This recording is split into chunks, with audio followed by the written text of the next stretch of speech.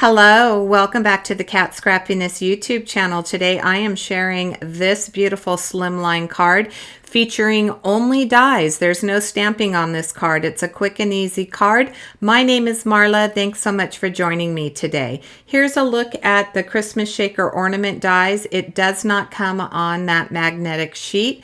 I'll be using the Diamond Wire Slimline, the Never Ending Slimline, the condensed uppercase alpha. All of those are Cat Scrappiness dies.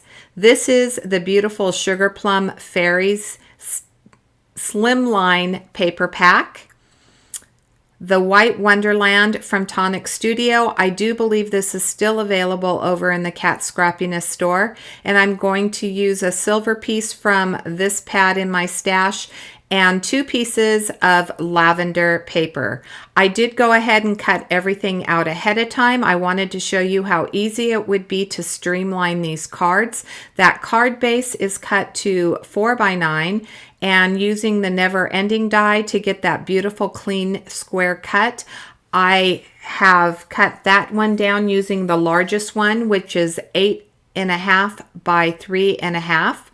Then I cut down this piece, which is the reverse side of that snowflake.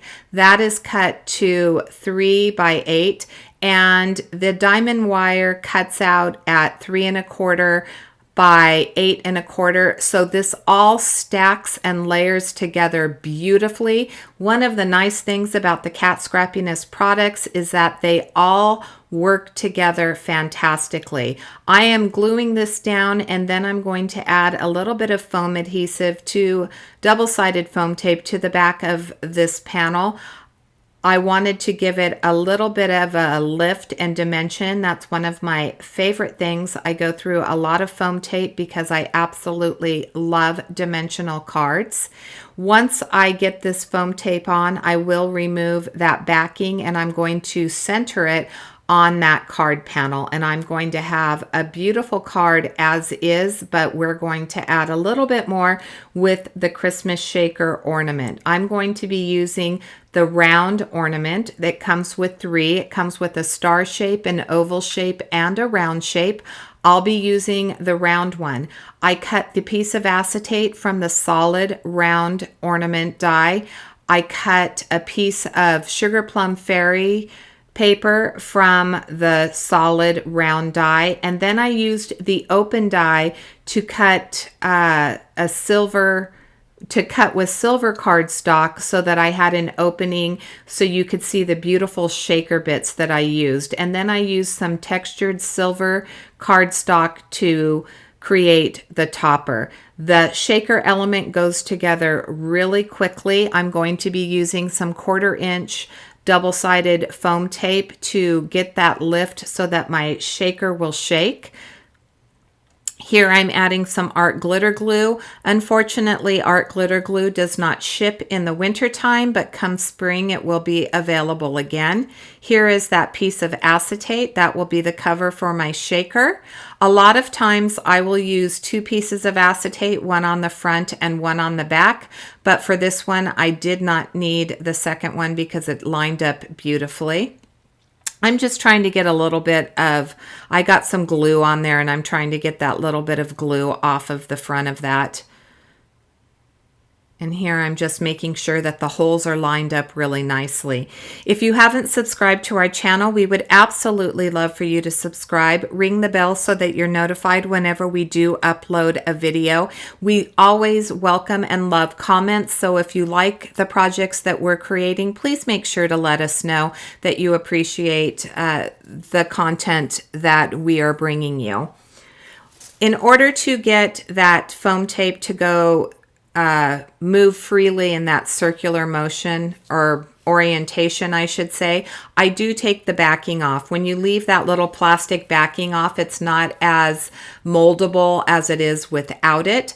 I will off camera use my anti-static tool. It's very important when you're creating a shaker card to use an anti-static tool so that your shaker bits don't cling first to the acetate, and secondly, you run it along the inside of your double-sided tape so that you can remove the stickiness and your little shaker bits don't stick to that tape. Here I'm adding the beautiful mirrored clear starlight sequins. These go fabulously with this sugar plum paper. It really picks up the lavender. I think it's stunning. And here's a look at my little shaker card. I'm going to try to get a little bit more glue off.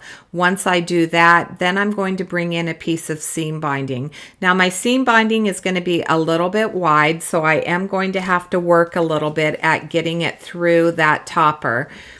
So I'll put the topper on, and then I'm going to gather up. I'm going to fold the seam binding in half, and then I'm going to gather up the twist. I'm going to twist where I want it to go through my ornament. And as I said, this is a little bit of a wider piece. If you used a piece of string or if you used some thinner ribbon, it would go through much easier. I'm using my reverse tweezers to help pull that through. I believe it's the third time that's a charm that I'm able to get this through. You'll see that when I pull it through, there's going to be a little bit of a loop, and I'm just going to take those loose ends on the front side and pull that through. I'm going to place it onto my card base and figure out where I want my letters to be so I know where I want to cut that ribbon, and then I'm going to start gluing everything down. If you haven't been over to the Cat Scrappiness Facebook group, it's called Cat Scrappiness Insiders. It's a group that Cat has created so that those of you that are consumers can share the projects that you've created using Cat Scrappiness products. We absolutely love and welcome you over there and would love to see what you create.